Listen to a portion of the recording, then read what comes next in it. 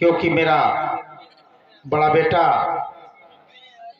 मेरी मर्जी के खिलाफ अपनी मर्जी से मेरी बेटी रुक्मिणी की शादी अपने साले शिशुपाल के साथ करना चाहता है।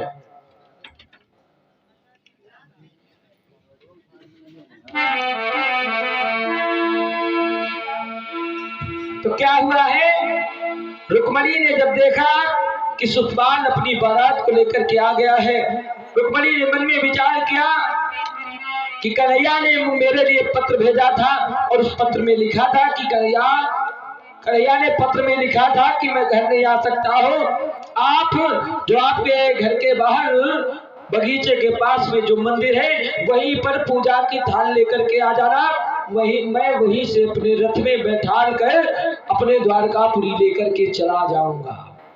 तो आज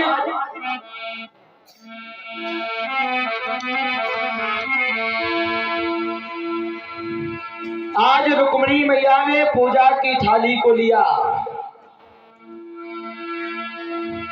पूजा की थाली ली है रुक्मिणी ने, और रुक्मिणी मैया ने पूजा की थाली को लिया।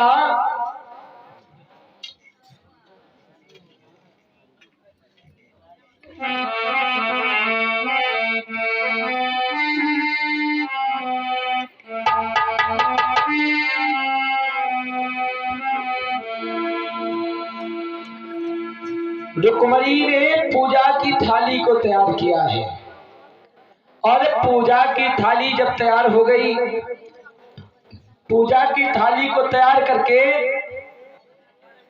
रुक्मिणी अपनी मैया के पास में पहुंची, और अपनी माँ के पास में पहुंच के रुक्मिणी ने कहा कि हे माँ, मैं मंदिर जा रही हूँ पूजा करने के लिए। तो मैया ने कहा ठीक है बिटिया, पूजा करने के लिए जा रही हूँ तो ठीक है, पूजा करके आओ जल्दी, क्योंकि आपकी बारात आ चुकी है। तो रुक्मिणी मैया रोने लगी, लिपट करके अपनी मैया से लिपट के रोने लगी। मैया ने कहा बिटिया शांत हो जाओ, शांत हो जाओ, शांति करो भैया, हाँ ताली बजाते रहो लेकिन गलत ना करो। क्या हुआ, रुक्मिणी से कहा उसकी मैया ने कि बेटी अभी तो तेरी बारात आई है, अभी से क्यों रो रही है, जा अभी तो पूजा करने के लिए जा रही है। रुक्मिणी ने कहा मैया आप ये समझ लो कि मैं अभी जा रही हूँ, इसलिए मुझे रो लेने दो। मैया ने कहा बिटिया अरे अभी तेरी बारात आई है, अभी केवल बारात आई है, नाश्ता पानी किया है, अभी तो शिशुपाल केवल बारात को लेकर के आया है, क्योंकि किसी को नहीं मालूम था कि कन्हैया आ रहा है। तो वही बात रुक्मिणी ने कहा कि मैया आप ये समझ लो कि मैं अभी जा रही हूँ, मैं अभी जा रही हूँ, और रुक्मिणी सच में जा रही थी। तो रुक्मिणी ने वही बात कहा कि हे माँ आप ये समझ लो कि मैं अभी जा रही हूँ, और रुक्मिणी ने कहा कि चल भाई ससुराल दुल्हन बन के चली है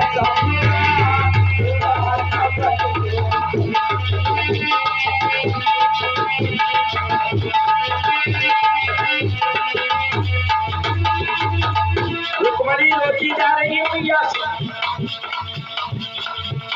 मैया से बिलखती जा रही है। रुक्मिणी ने कहा मैया मुझे रोने दे दो। मैया ने कहा तू पागल हो गई है, अरे अभी तेरी बारात आई है और तेरी सुबह विदाई होगी तब चली जाना, तब चाहे जितना रो लेना। मैया ने रुक्मिणी ने कहा कि माँ ये समझ लो कि मैं भी जा रही हूँ, इसलिए मुझे रो लेने दो। चल भाई सब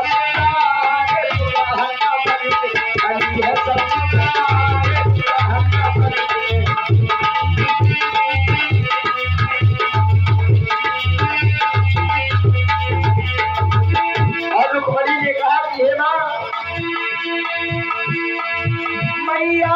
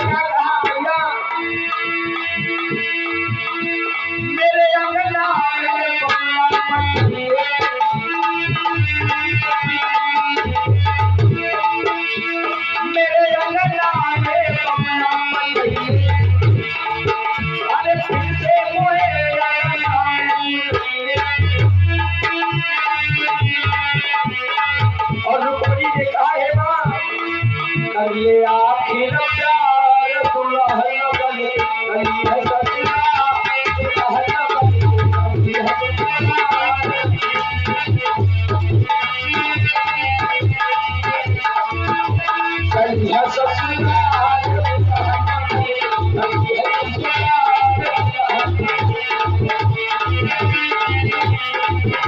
चली है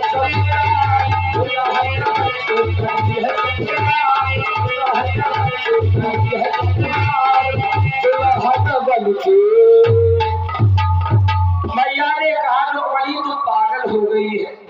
अरे अभी तो तेरी बारात आई है, सुबह विदाई होगी तब तू जाएगी, तब चाहे जितना रो लेगा। रुक्मणी ने कहा मैया तू ये समझ ले कि मैं अभी जा रही हूँ। रोती रोती रुक्मणी थाली की वो सजी हुई है पूजा की थाली लेकर वहां से चली है मंदिर के लिए।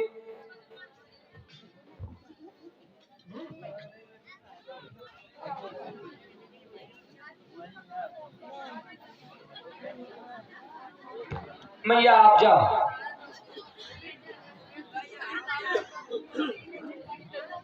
आज रुक्मणी चली है अपनी सहेलियों के साथ में मंदिर में पूजा करने के लिए। सहेली कहाँ है? यहाँ पे नहीं है। क्या रुक्मणी की सहेली है?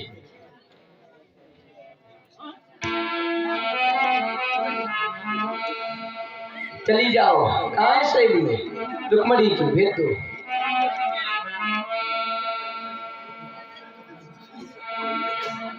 जय हो। रुक्मणी की सहेली अभी सूटर बिन रही थी, कभी समय नहीं मिल पाया था। सूटर बिन के आई, अब जा रही है। आज रुक्मणी के साथ में चली है रुक्मणी की सहेलियां और चली है। रुक्मणी धीरे धीरे कहां पर पहुंची?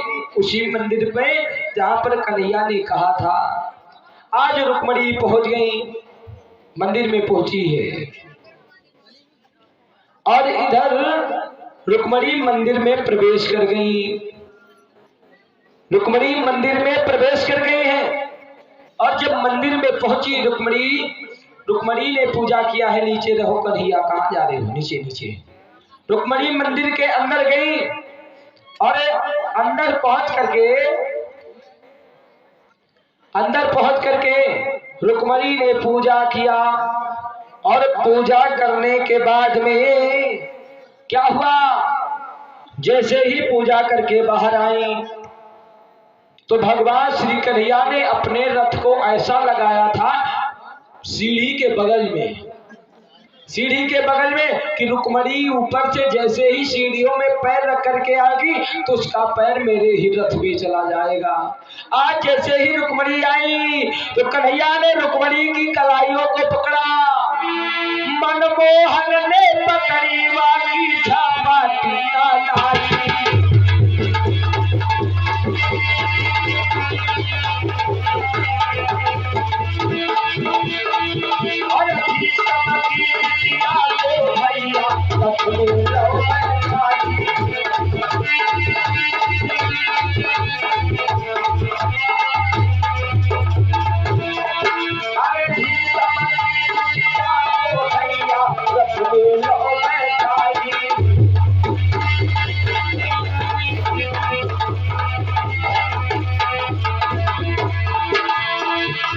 तो क्या हुआ? जो रुक्मणी की सहेली थी देखा कि एक करिया सा था, रुक्मणी को रथने में ठान लिया है।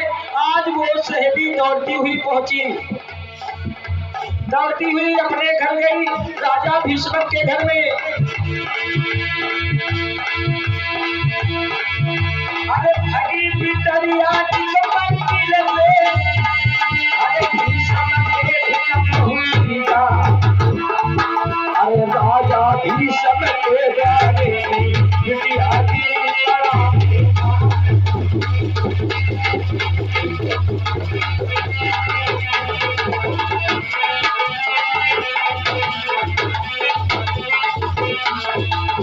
आज वो सहेली दौड़ करके पहुंची है जो रुक्मणी की सखी थी महाराज भीष्म के घर में। और जैसे ही दौड़ती हुई पहुंची तो रास्ते में ही रुक्मणी की मैया मिल गई। कहा कि हे बिटिया इतना काहे हड़बड़ाई हुई हो? अरे आज इतना जल्दी भागती हुई क्यों आई? रुक्मणी कहाँ है? तो आज उस बहन ने कहा कि मैया सुन लो कि मैया करिया करिया हथो वही जी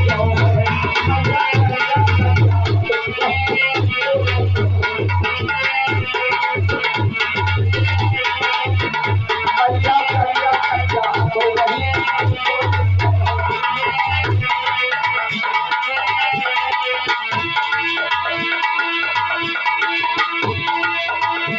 रुक्मणी को लड़का है वही बहना